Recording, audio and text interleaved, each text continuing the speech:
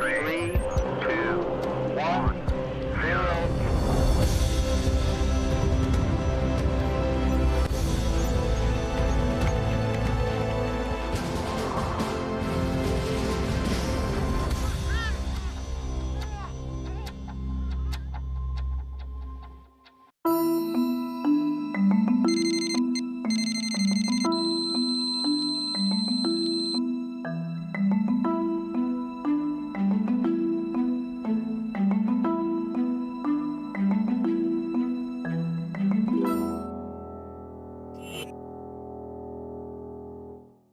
Joana Gonçalves de Sá recorre a várias ciências para estudar o comportamento humano. Recebeu uma bolsa europeia de 1,5 milhão de euros para descobrir como é que decidimos ou não partilhar informação, usando como modelo as notícias falsas, uma epidemia com consequências que ainda nem conseguimos antecipar por completo. Do conhecimento gerado pela ciência em 2019, o que é que destaca?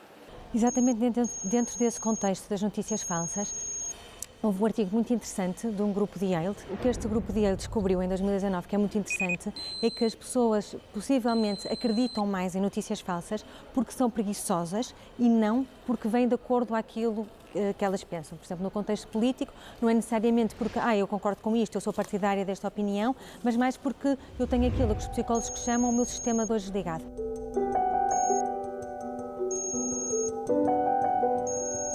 O meu sistema de raciocínio, o sistema em que eu penso, o sistema que me faz ter espírito crítico, está desligado. E por causa disso, eu olho para notícias que podem ser absolutamente chocantes e, no entanto, não há qualquer coisa no meu cérebro que liga e diz isto é tão estranho, isto não devia ser assim.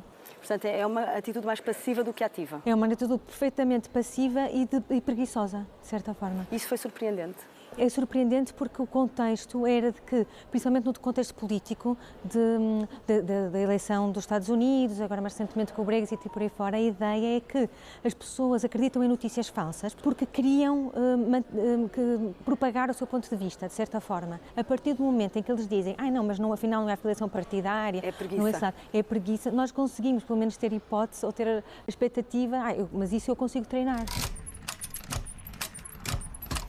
Nós sabemos muito pouco sobre como é que se treina o espírito crítico e é algo fundamental. Como é que nós treinamos uma sociedade, como é que nós ensinamos uma sociedade a ser mais atenta, a ser mais crítica, a pensar, isto parece-me estranho, mas também sabemos que pode ser um bocadinho treinado. Em 2018 houve outro estudo muito importante, com uma conclusão surpreendente também, que mostrou que as notícias falsas tinham muito maior probabilidade de serem partilhadas do que as verdadeiras. Não só mostrou que as notícias falsas chegavam a mais pessoas, mantinham-se na rede durante mais tempo, eram mais partilhadas, mas o que eles mostraram que era ainda mais interessante é que esta preferência por notícias falsas era dos humanos, portanto os humanos de alguma forma. Porque até então acreditava-se que eram os bots, os chamados os robôs da internet. Sim, portanto que havia contas falsas ou contas controladas por computador, plantadas na internet por diversos interesses e que eram os principais responsáveis pela difusão de informações falsas. E de facto estas contas são importantes para partilhar imensa notícia falsa, porque partilham tudo, mas é como se elas não soubessem quase coisas que são falsas e coisas que são verdadeiras, portanto elas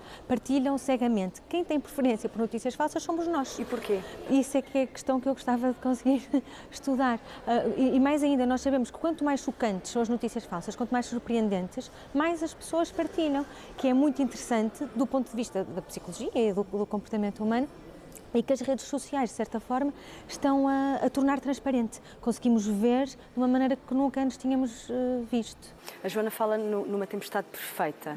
Que tempestade é esta? Pois, para esta questão das notícias falsas ou da desinformação ou de muitos destes problemas que nós agora identificamos, não são novos, não é? Nós temos desinformação desde sempre. O que é nova é a amplificação. É a escala, não é? A dimensão. A dimensão de nós conseguirmos chegar ao outro lado do mundo num instante, a dimensão de pessoas que nós nunca vimos na vida, que nunca iríamos ver na vida, estarem a ler aquilo, o facto de ser facilmente monetizável, portanto existem incentivos financeiros para a criação de notícias falsas.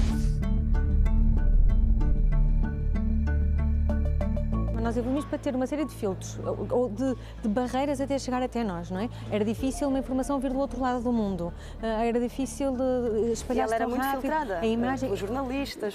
Pelo tempo, pela dificuldade, e de repente é tão fácil. Os filtros caíram quase todos. Foram caindo os filtros, foi caindo a importância que nós damos aos jornalistas ou a confiança que nós temos nos mídias tradicionais. E o último filtro que nós temos, que é o nosso filtro do sistema 1, sistema 2, cai precisamente quando muitas vezes estamos nas redes sociais. O nosso cérebro evoluiu ao longo de muitos milhões de anos, mas não foi por identificar notícias falsas na internet, não é? Portanto, nós temos um maior risco, o nosso cérebro, o tal sistema 1, sistema 2, sistema 1 que é o automático, o piloto automático, que permite fazer as coisas do dia a dia, e o sistema 2 que é aquele que eu devia ter acordado, refletir e pensar, e é aquele que tipicamente está desligado quando estamos nas redes sociais, porque estamos cansados, ou ao fim do dia nós não queremos.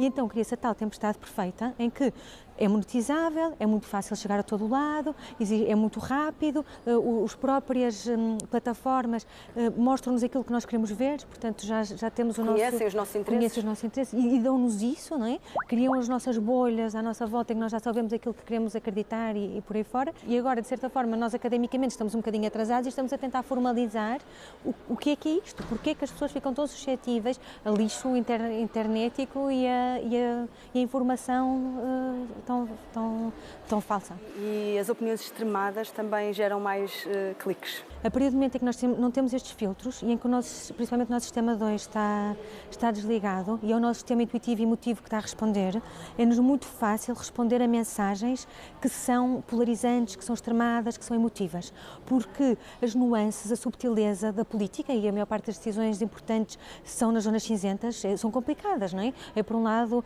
eu quero integrar migrantes, por outro lado, eu acho que este dinheiro também podia ser canalizado para outras coisas. E as coisas não são preto e branco, não é? Ir à televisão e dizer porque isto é assim, porque isto é preto, porque isto é branco, porque isto é preto, porque isto é branco, é muito fácil para toda a gente que não está com o sistema 2 ativo isto fazer sentido.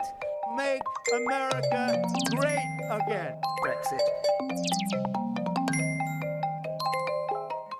Temos tido exemplos concretos do impacto que tudo isto tem nas nossas vidas. Que exemplos destacaria?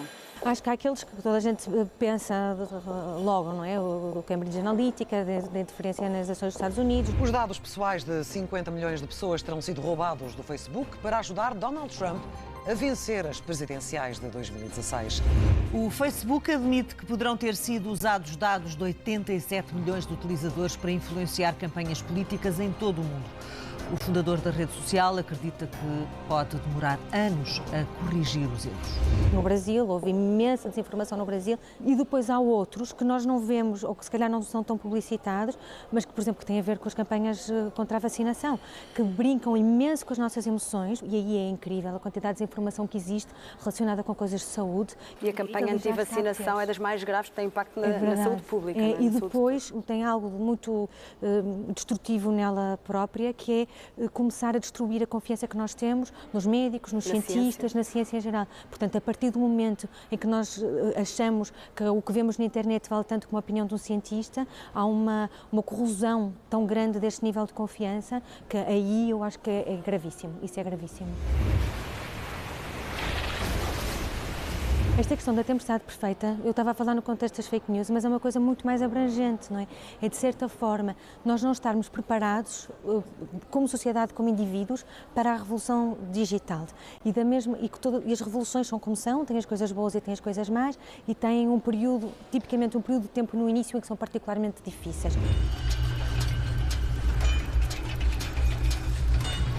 Eu tenho usado o paralelo com a Revolução Industrial. A Revolução Industrial que nos trouxe a eletricidade, eventualmente a televisão, os transportes públicos, todas essas coisas que nós temos aqui e que queremos e que não vamos deixar de ter, também nos trouxe um período da história muito negro, com a exploração do trabalho infantil, com não haver horas de trabalho, a exploração do trabalho em geral. E foi fundamental não só criar legislação, como criar sistemas de garantir que esta legislação estava a ser cumprida.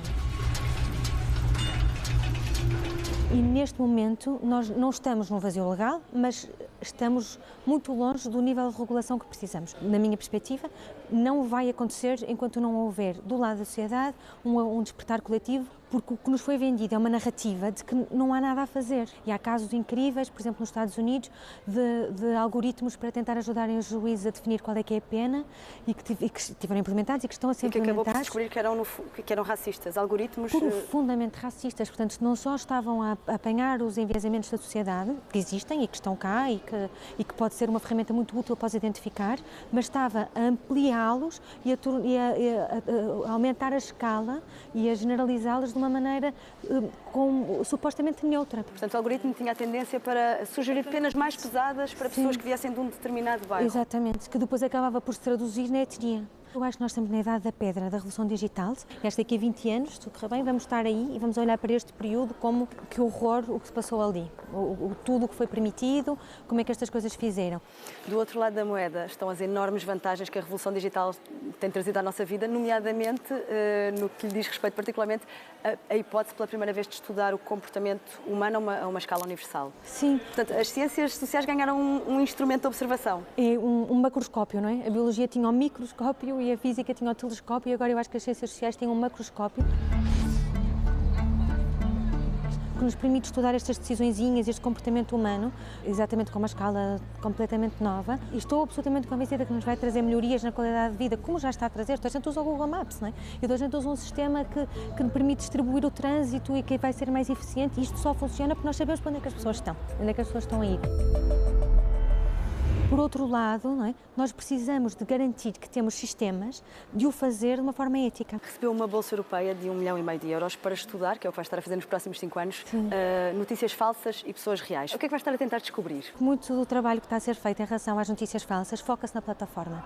As plataformas têm de ser melhores a identificar a falsidade. As plataformas têm de ser melhores a apagar as contas falsas, os bots. Isto é um problema da tecnologia e a tecnologia é que tem de o resolver. E a nossa abordagem não é essa. A nossa abordagem é isto é algo profundamente humano e que nós só vamos conseguir estudar se estudarmos a componente humana. E vai convocar muitas áreas da ciência. Sim, porque aí nós precisamos de trazer psicologia, precisamos trazer sociologia, precisamos trazer muitas vezes ciência política, porque muitas das questões têm a ver com política, precisamos trazer jornalismo e média, precisamos trazer epidemiologia, porque vamos estar a estudar a difusão das notícias falsas como se fossem um vírus. Poucas pessoas poderiam ter esta ambição, porque de facto a Joana tem um percurso imensamente multidisciplinar. Começa pela física, passa pela biologia molecular, segue para a economia, depois o estudo do comportamento, ciência de dados. O que variou ao longo da minha vida são as questões que me interessam. As perguntas é que fazem o cientista. Eu estou muito interessada nestas dinâmicas de comportamento humano, como é que nós tomamos decisões, porquê que nós tomamos as decisões que tomamos, e são perguntas que vêm de sempre, não é? E isso acho que finalmente temos ferramentas para estudar de uma maneira quantitativa e de uma maneira mais abrangente. E isso é que é novo. Obrigada, Joana. Bom 2020. Obrigada, igualmente.